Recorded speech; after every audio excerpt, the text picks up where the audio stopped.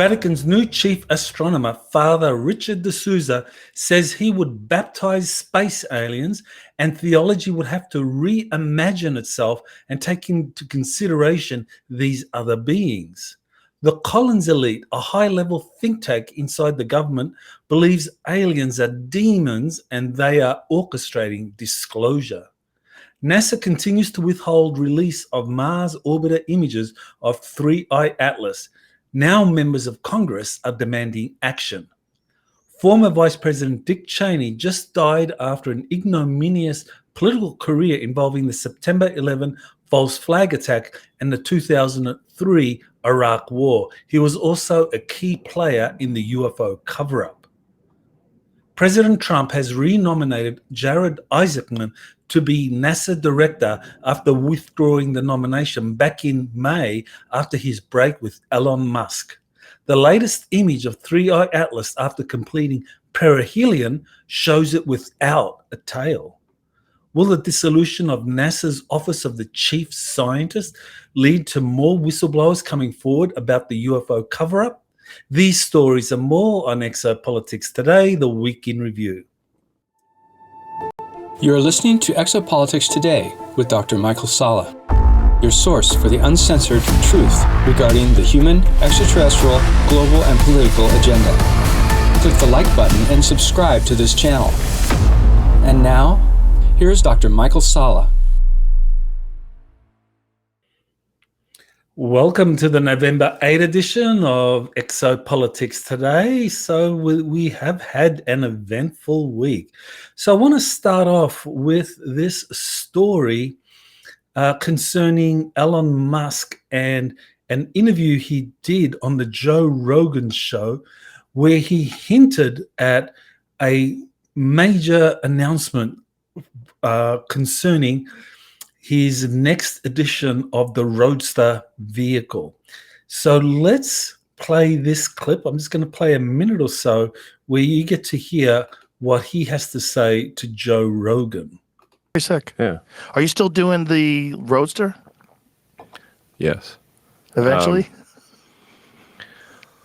We're getting close to demonstrating the prototype. And I think this will be... one thing I can guarantee is that this product demo will be unforgettable. Unforgettable. How so?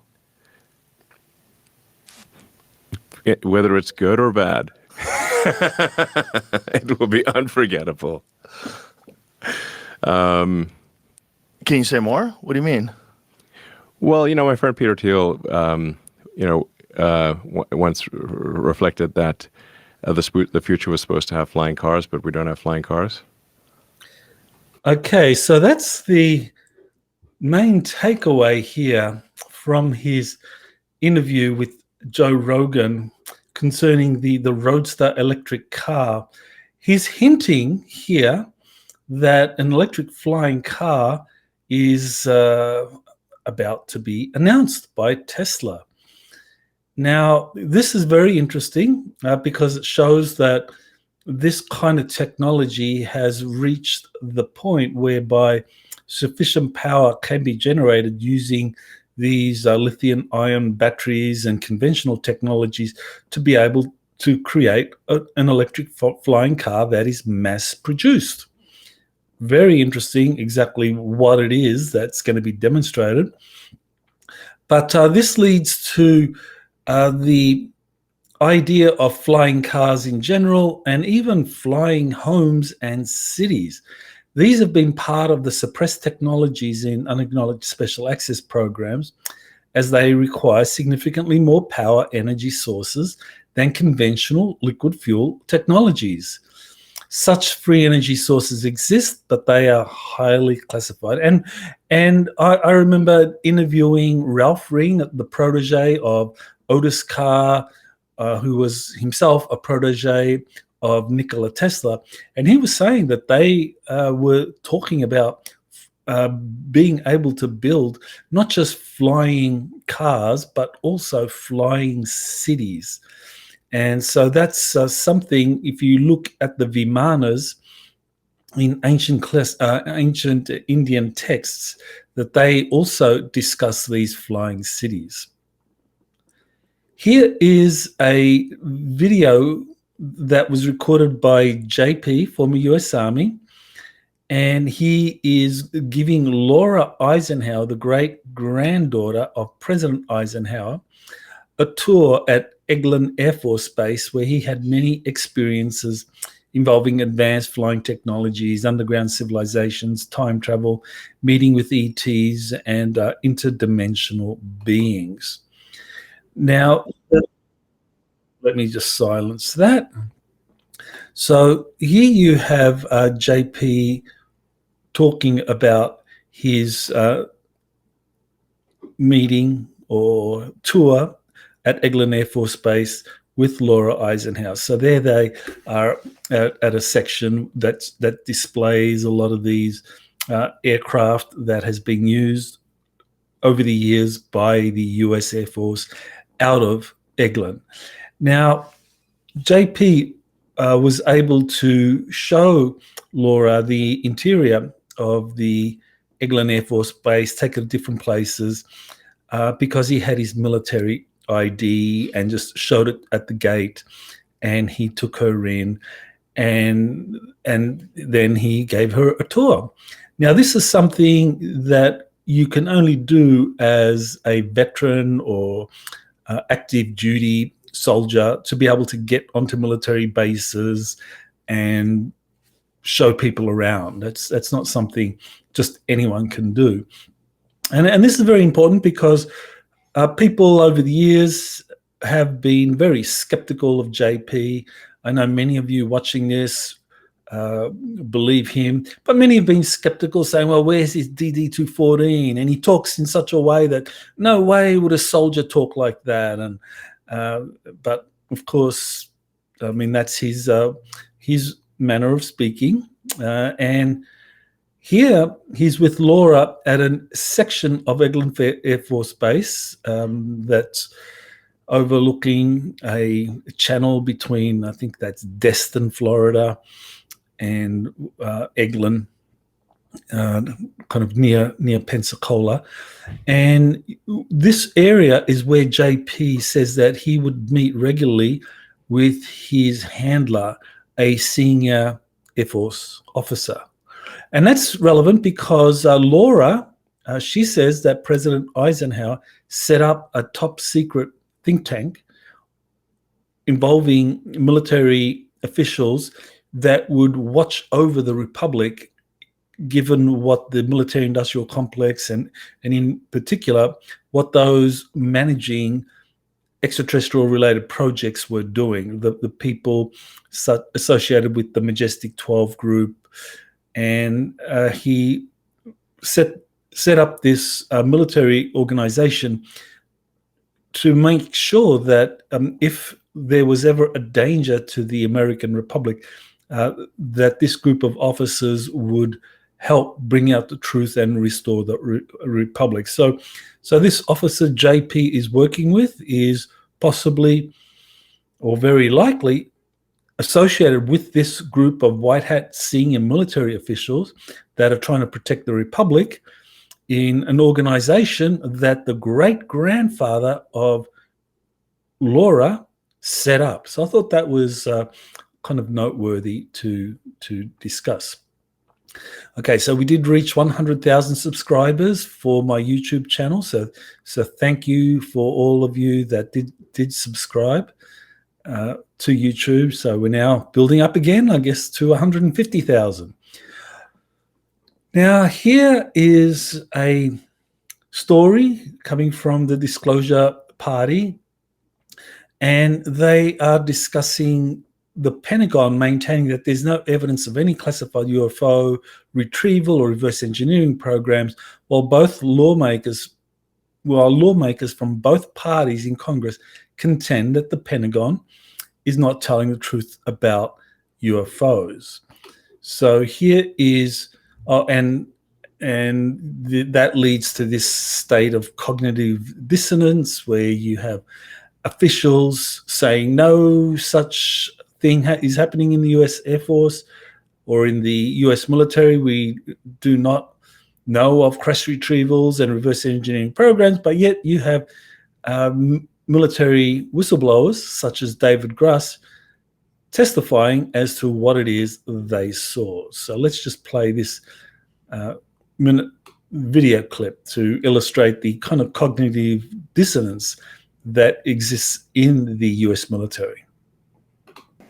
You've stated that the government is in possession of potentially non-human spacecraft. Based on your experience and extensive conversations with experts, do you believe our government has made contact with intelligent extraterrestrials? Something I can't discuss in public setting. Okay, I can't ask when you think this occurred. If you believe we have crashed craft, stated earlier, do we have the bodies of the pilots who piloted this craft? As I've stated publicly already in my News Nation interview, biologics came with some of these recoveries, yeah. Were they, I guess, human or non-human biologics? Non-human, and that was the assessment of people with direct knowledge on the program I talked to that are currently still on the program. And was this documentary evidence, this video, photos, eyewitness? Like, how would that be determined? The specific documentation I would have to talk to you in a skiff about. So there you have David Grush saying that he's aware of up to 40 different government corporate entities with knowledge of these reverse engineering projects, and the government now stating that that there's no evidence that these crashed UFOs have been recovered and non-human biology is in possession of government or corporate entities. So, you know, what we've seen is that this kind of marked the high water mark in the official UFO disclosure efforts. That hearing involving David Grush and Anna Paulina Luna that occurred in July of 2023. And in the 2 years since, we essentially haven't really heard from Grush because his security clearances haven't been granted for him to disclose more in skiffs or publicly in books, interviews, and so forth. He's had threats made against him.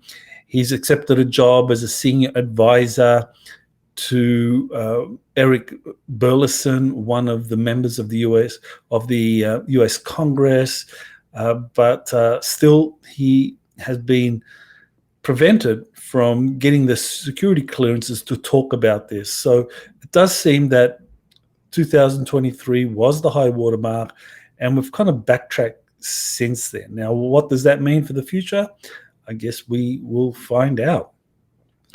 All right, so here is a new documentary that's coming out later this month, and the producer of the documentary, Age of Disclosure, is being interviewed by Bill Maher, who seems open to these claims of an official cover-up of crashed UFOs, non-human intelligence, etc. So it's really great to see Maher treat the UFO topic seriously, which is a big contrast with how the topic was treated prior to 2017, when comedians would make a lot of fun of it. So let's listen to this little segment with... Can you think of anything we actually may have learned from an alien crash?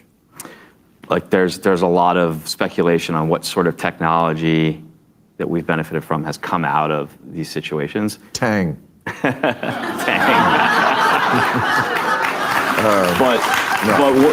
one of the really serious reveals in the film is that intelligence officials in our government and elected officials in our government have uncovered the fact that there is a deeply hidden UAP crash retrieval program, and they've been reverse engineering UAP. And there is, in fact, a program at adversarial nations as well. And so there's this essentially high-stakes secret Cold War race playing out right now to reverse engineer this technology. Some of the interview subjects in my film refer to it as the Manhattan Project on steroids because the stakes are so high, but the public has no idea.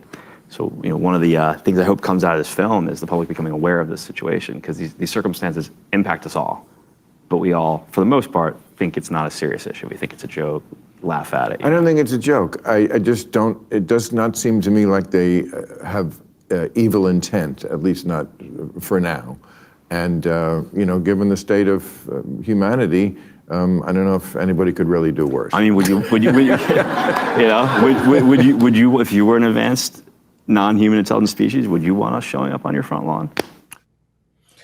So you can see how Bill Maher treats this subject quite seriously, and Dan Farrar, the producer of this movie that's coming out, he works with Steven Spielberg.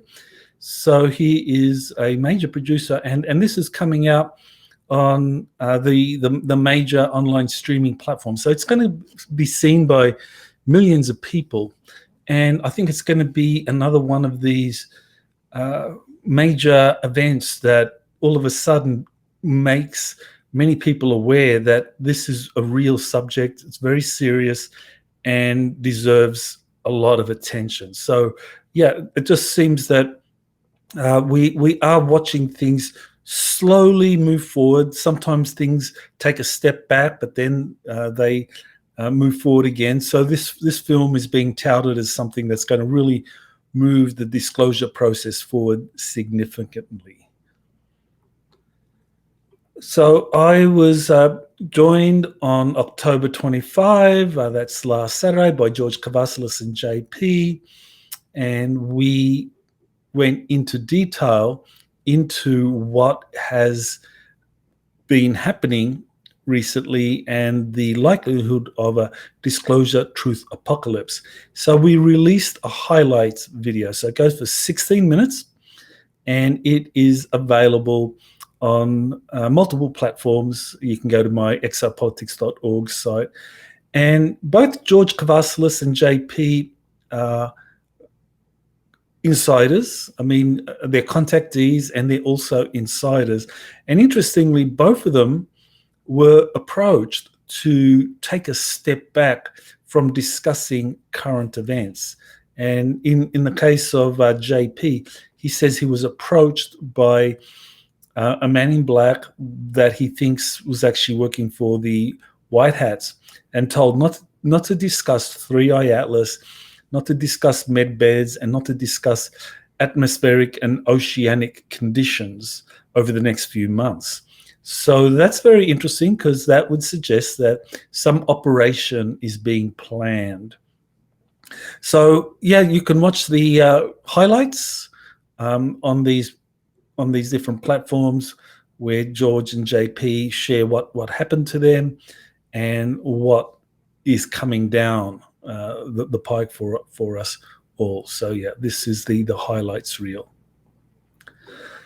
Now here is I think a very significant development, and that is the Vatican's new Chief Astronomer, Father Richard de Souza, was asked if he would baptize space aliens, and he said, quote, yes.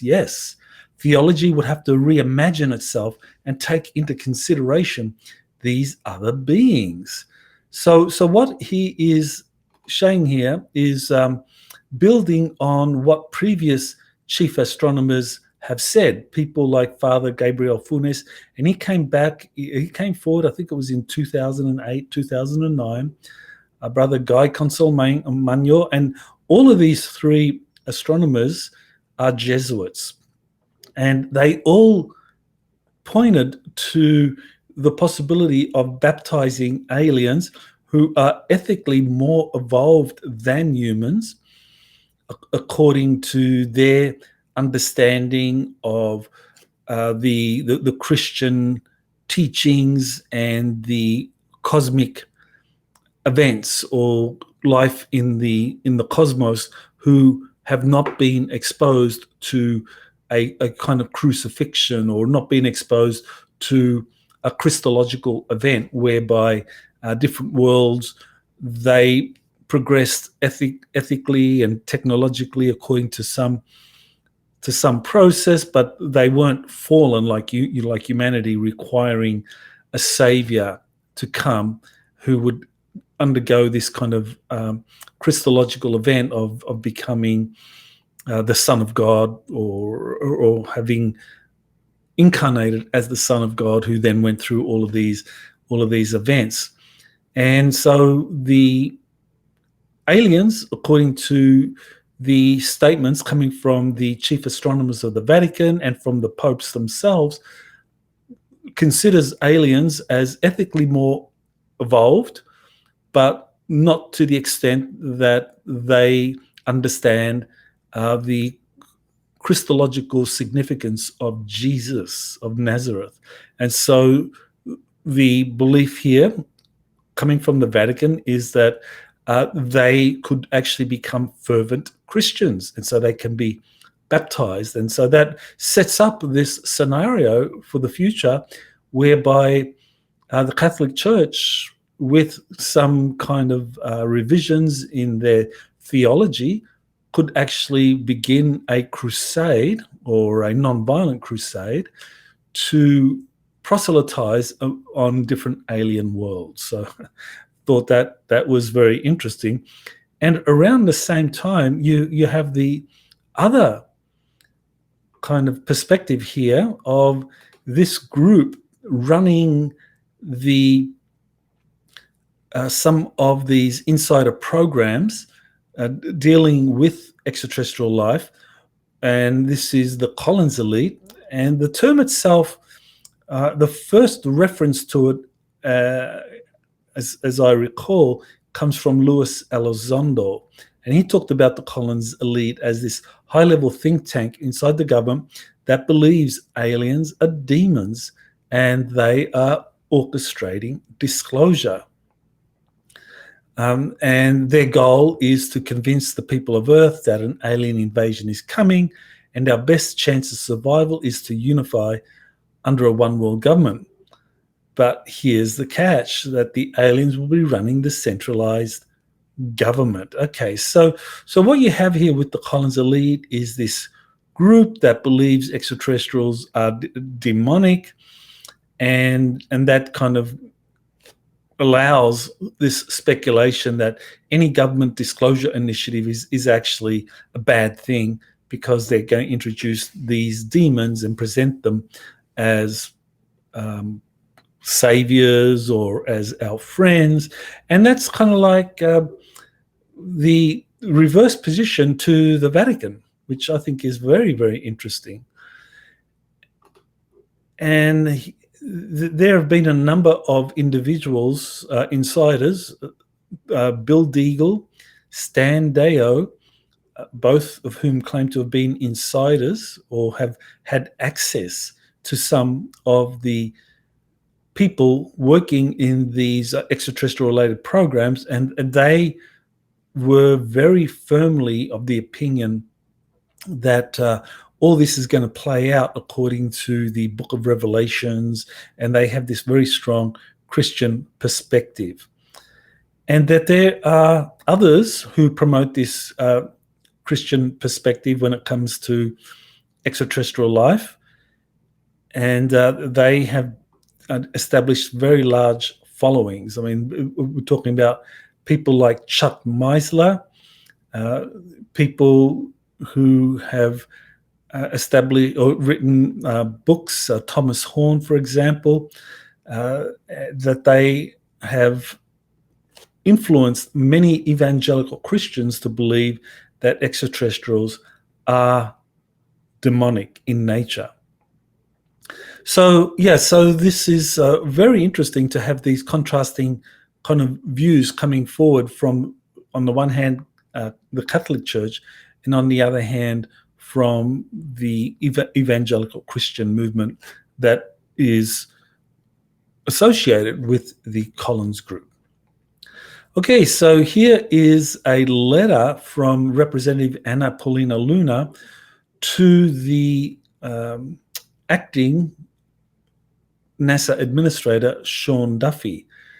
And she is requesting that he releases the images taken by the Mars Reconnaissance Orbiter that has the most powerful telescope of all the 6 orbiters around Mars, and that it took photos of 3i Atlas around October 2nd and 3rd as it was making its closest approach to Mars. And so she's wanting NASA to release this despite the government shutdown. And so, yeah, this is very kind of interesting. So it's been more than a month now since the shutdown, since NASA's Mars Reconnaissance Orbiter took a high resolution picture of 3I Atlas, and that hasn't been released. And currently, out of those 6 orbiters, only 2 images have been released. One was from the European Space Agency's orbiter, and the other from the Chinese, who just released that yesterday.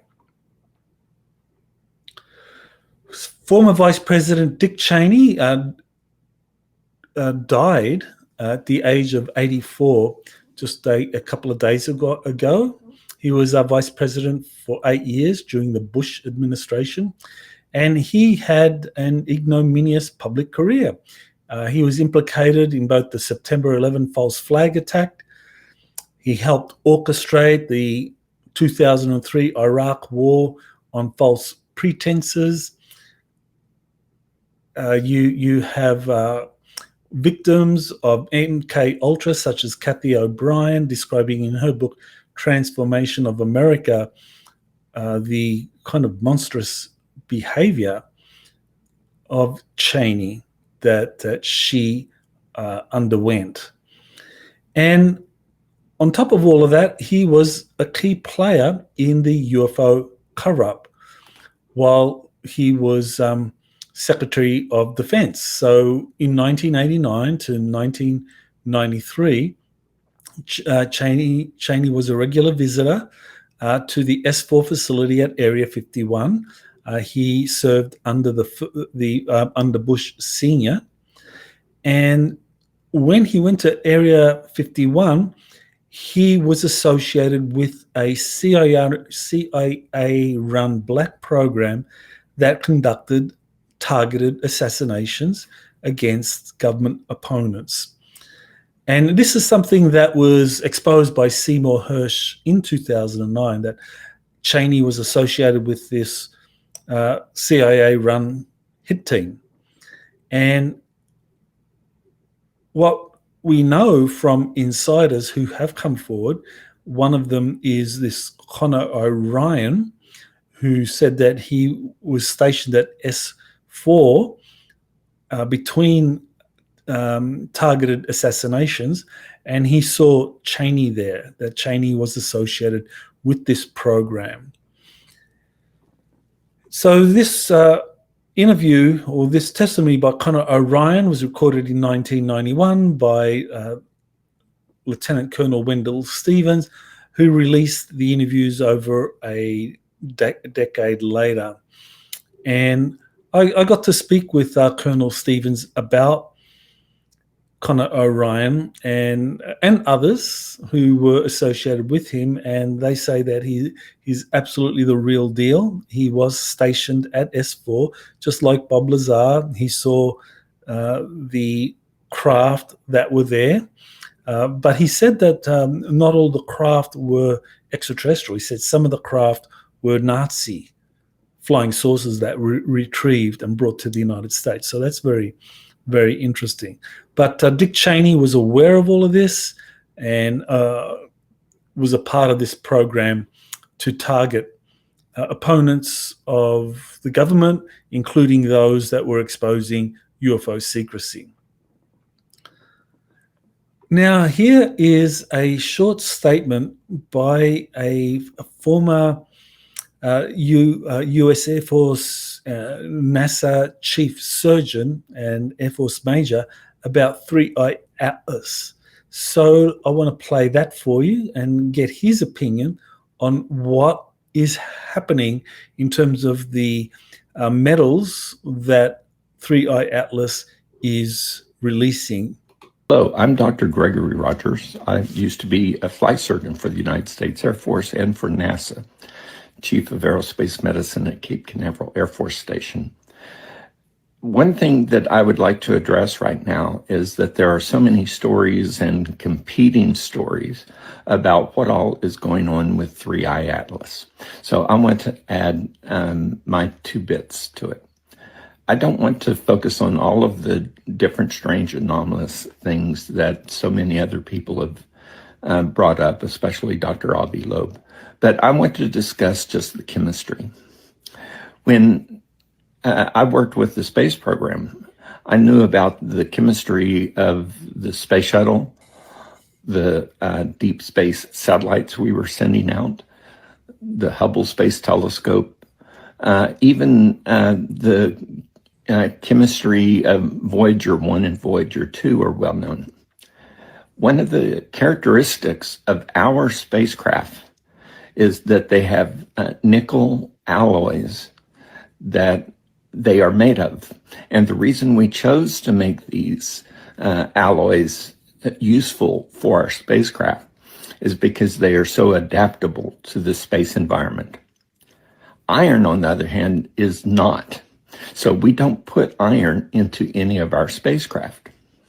Well, when we study the chemistry of 3I Atlas, one of the things that we see is that there's no iron there appreciably. But there are nickel alloys that are very similar to the nickel alloys that we use in our spacecraft.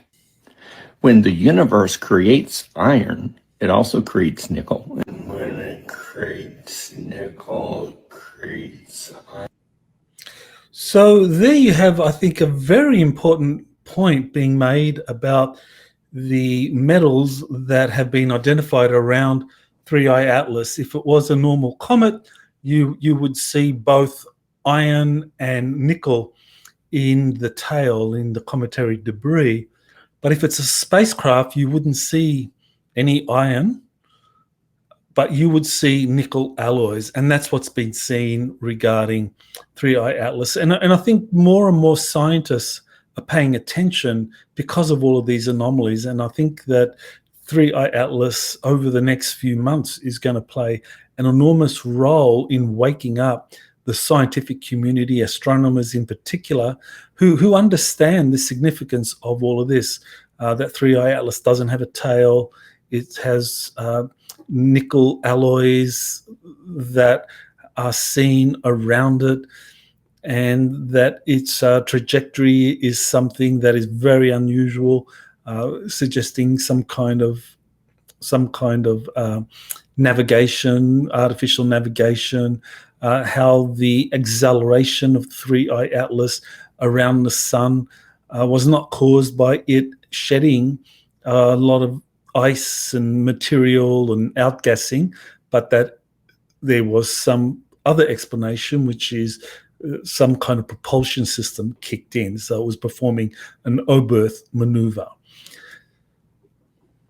Now here is a kind of like a clip from the past involving Richard Hoagland, who is truly someone who has been working in this field of exopolitics, even though he didn't call it that, since the 1970s and 80s, when he noticed something up with the Viking mission photos concerning these ancient structures on Mars. And he was someone that worked for the media industry early in his career, and he was very instrumental in helping bring out a lot of insiders, a lot of information about a cover-up concerning NASA.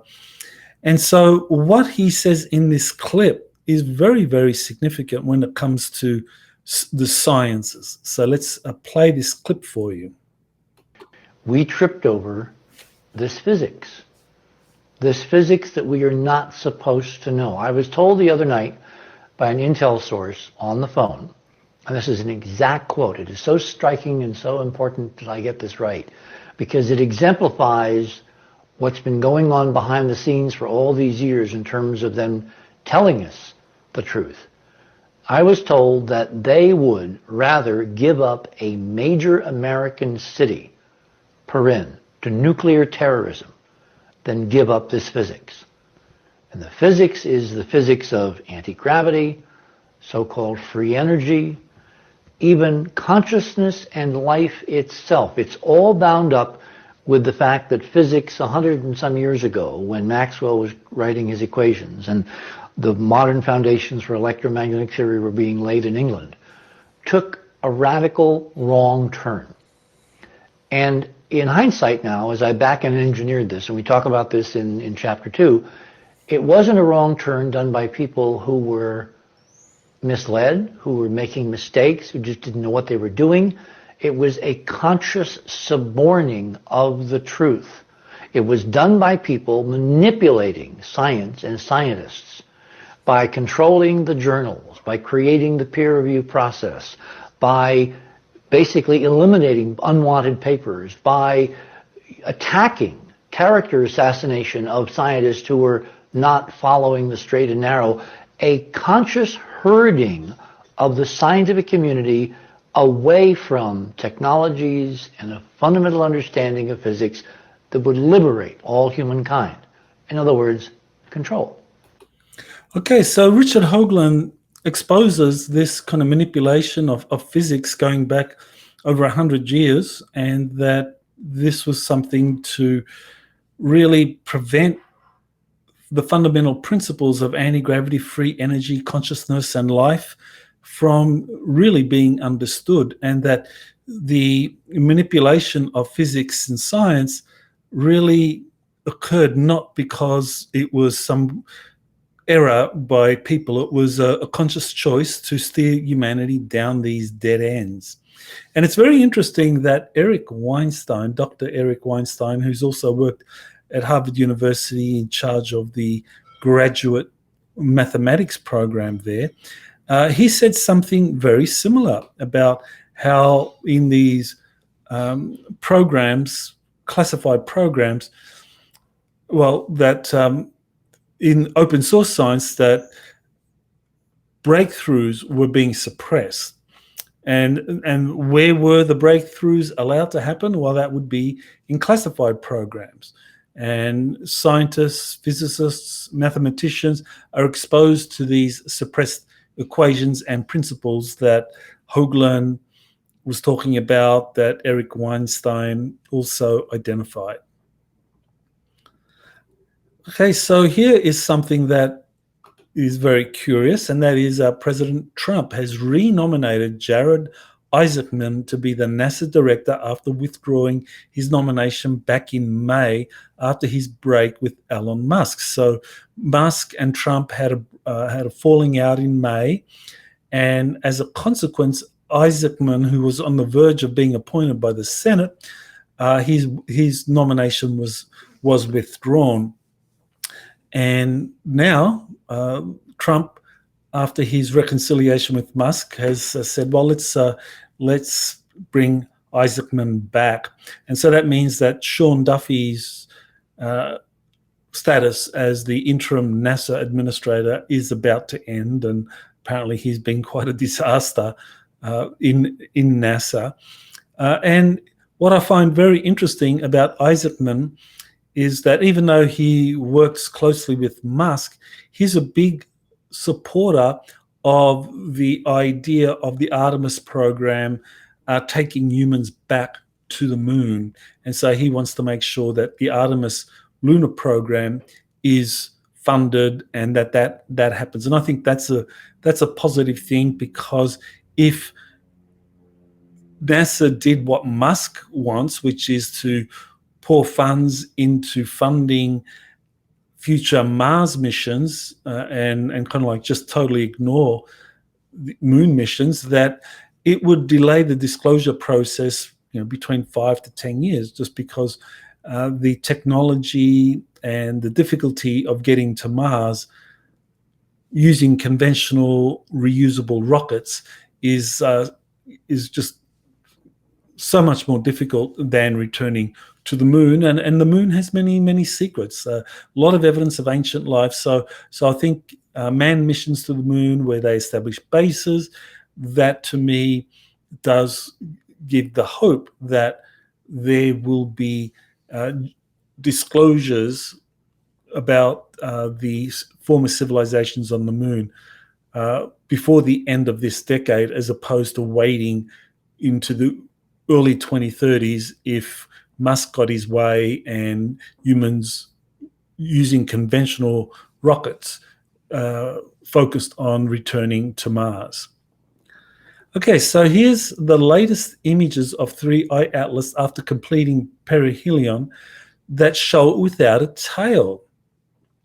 And Avi Loeb, former Harvard chief astronomer, or the head of the astronomy department, he thought that this was quite a surprise because if it was a comet, then the recent acceleration around the sun suggested that, well, this would have outgassed quite a lot, and so you would have a big tail. But there was no tail.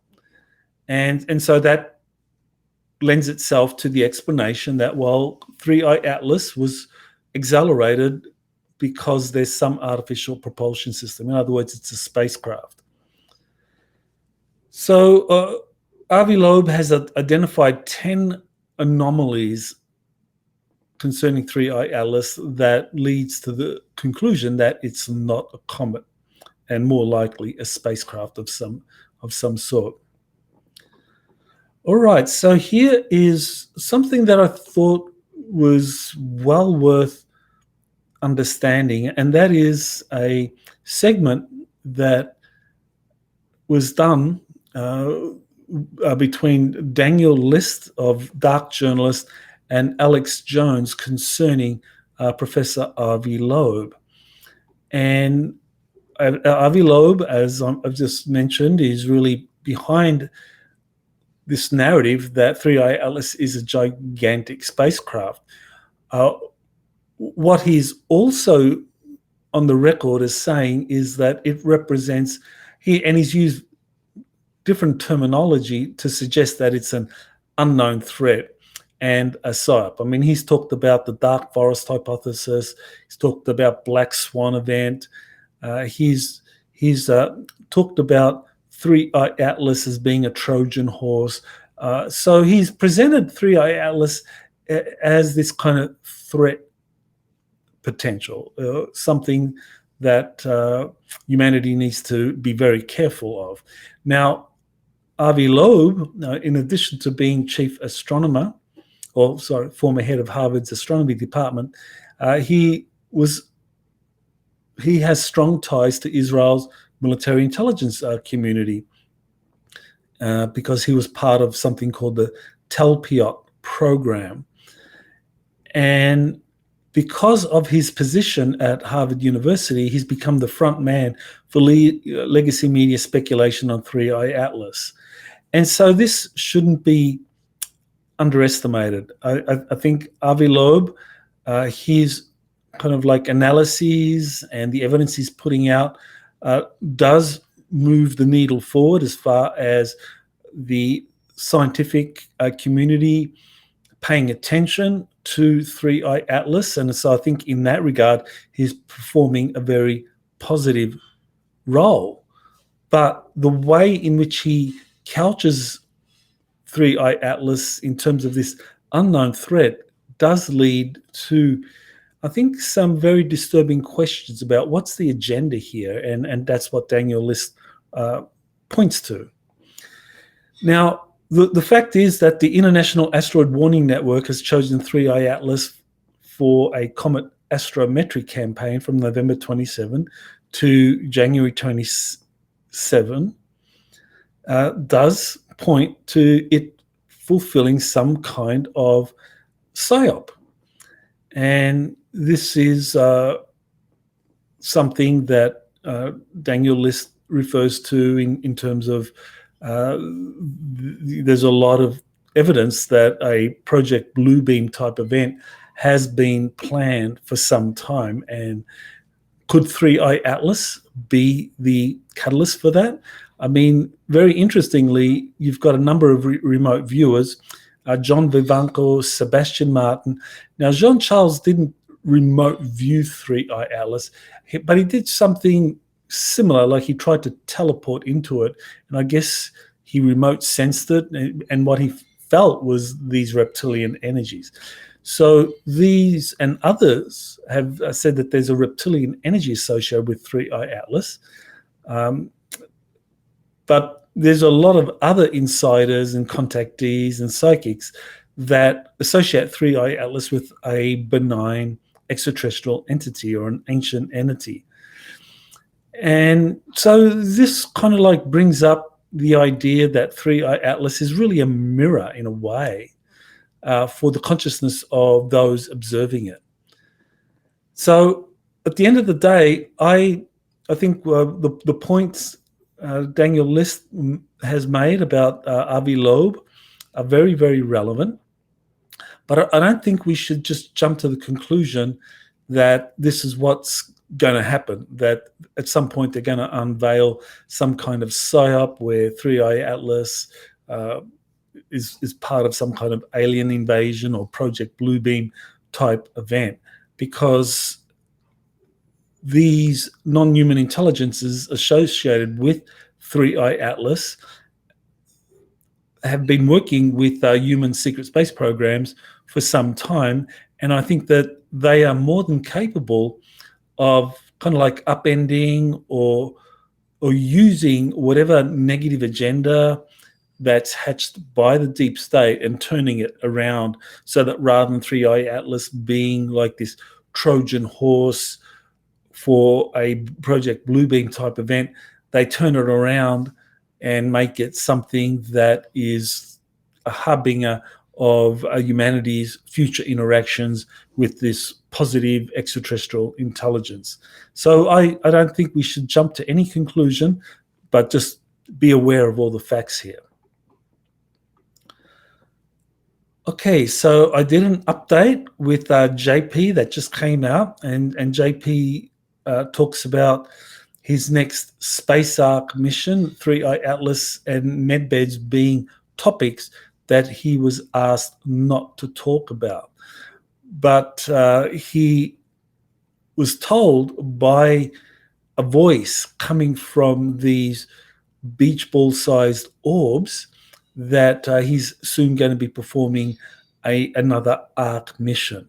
So we get an idea of what's coming up for JP now that he's serving, now that he's officially retired. He's still doing covert missions, and also that he has been asked not to talk about 3i Atlas, Medbeds, and so forth.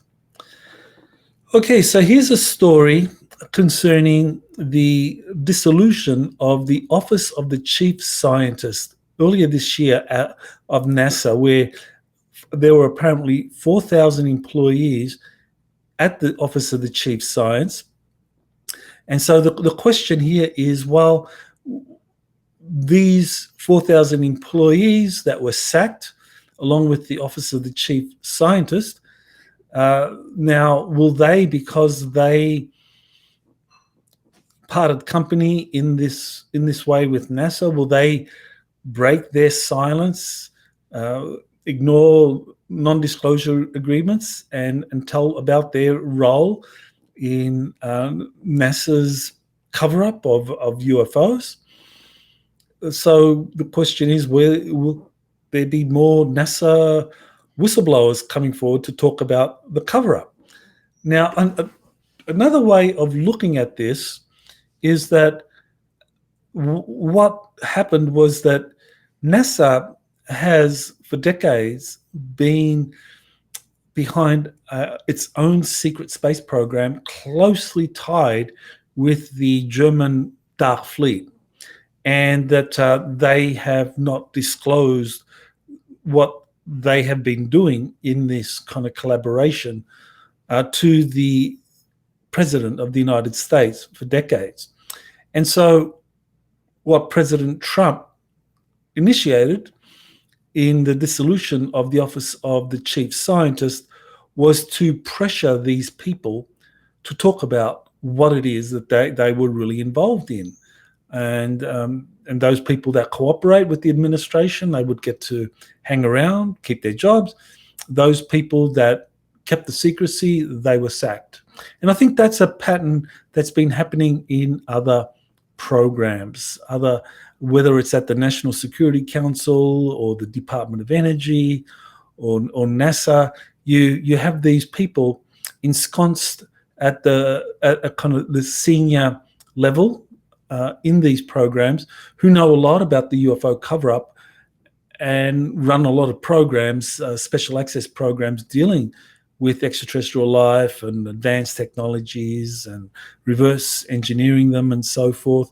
But they don't reveal anything to the president. And so the president has decided to put pressure on these entities, on these organizations embedded within the government bureaucracy by sacking people, whether it's at the NSA, Department of Energy, NASA, and so forth, unless they cooperate. So I think that's another explanation for why this has happened. All right, so it is November 8th. In another week, we are going to have the next monthly briefing. So each 4 to 6 weeks, I do a monthly briefing where I give you a roundup of the top exopolitics stories over that previous 4 to 6 weeks. And we get to talk about some upcoming interviews.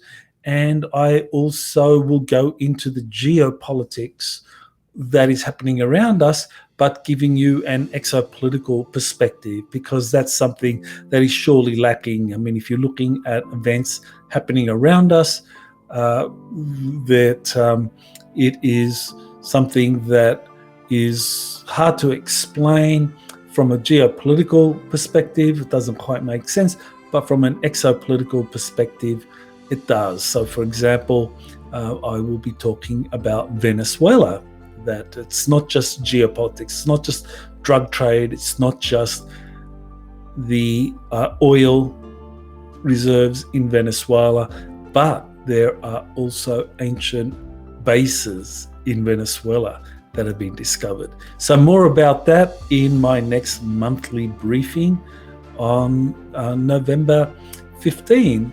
So you can just go to my website, exopolitics.org, to join or to register for that website, for that event, or you can go to my Patreon channel, subscribe as a solo patron, and you get to attend that webinar for free and also have access to past webinars. And I think there's about 10 of them now where you can get to watch them all for free. So thank you to my Patreon subscribers for your support and signing up for these webinars. It's much appreciated. You really keep Exopolitics Today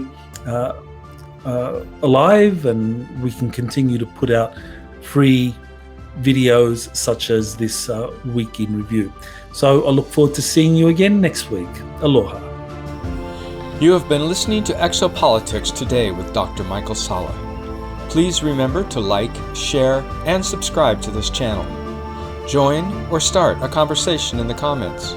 Take the time to explore the vast library of best-selling books, webinars, and podcasts by Dr. Salla. Visit exopoliticstoday.com.